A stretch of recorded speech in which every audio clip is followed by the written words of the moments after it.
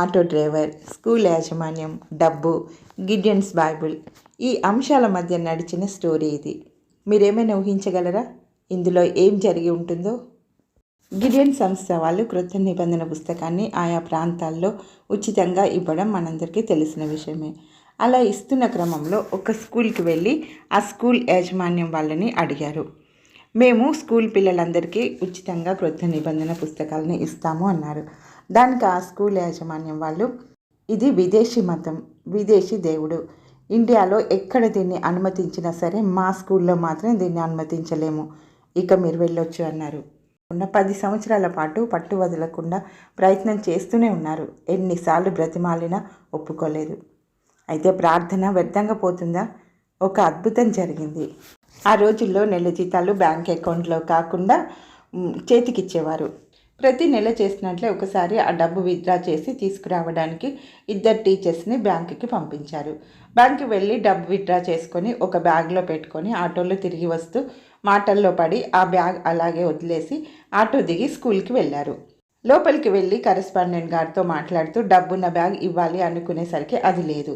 ఇద్దరు ఒకరి ముఖాలు ఒకరు చూసుకొని, నువ్వు తీసుకొని వచ్చావు కదా అని ఒకరు, లేదు నువ్వు బ్యాగ్ పట్టుకున్నావు కదా అని ఇంకొకరు.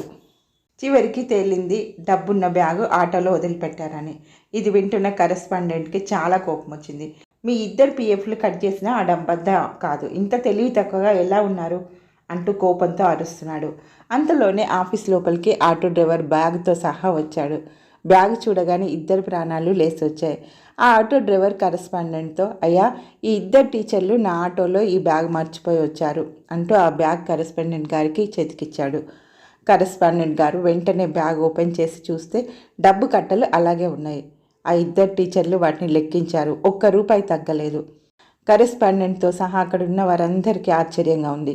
కరెస్పాండెంట్ నెమ్మదిగా అతన్ని ప్రశంసించి ఇంకా నమ్మలేక, నువ్వు ఆ బ్యాగ్ ఓపెన్ చేసి చూసావా అన్నాడు. అవునండి చూశాను, ఈ డబ్బు కట్టలు ఉన్నాయి అన్నాడు. మరి ఇంత డబ్బు చూసి కూడా తిరిగి ఇచ్చేయాలని ఎందుకు అనిపించింది అన్నాడు. అందుకు ఆటో డ్రైవర్ జోబులో నుండి ఒక క్రొత్త నిబంధన చూపిస్తూ, ఈ పుస్తకం చదవడం వల్ల నేను అలా చేయగలిగాను అన్నాడు. నా కొడుకు చదువుతున్న స్కూల్కి ఎవరో వచ్చి ఈ పుస్తకాలు ఉచితంగా ఇచ్చారు.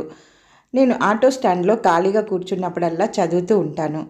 ఈ క్రొత్త నిబంధనలోని హెబ్రీ పత్రిక 13వ అధ్యాయము 5వ వచనంలో ఈ విధంగా ఉంది, ధనాపేక్ష లేనివారే మీకు కలిగిన వాటితో తృప్తి పొంది ఉండిడి, నిన్ను ఏమాత్రమును విడువను, నిన్ను ఎన్నడూ ఎడబాయను అని ఆయనే చెప్పాను కదా అని ఉంది. అందువల్లనే ఈ డబ్బు నేను కష్టపడి సంపాదించింది కాదు, అది నాది కాదు.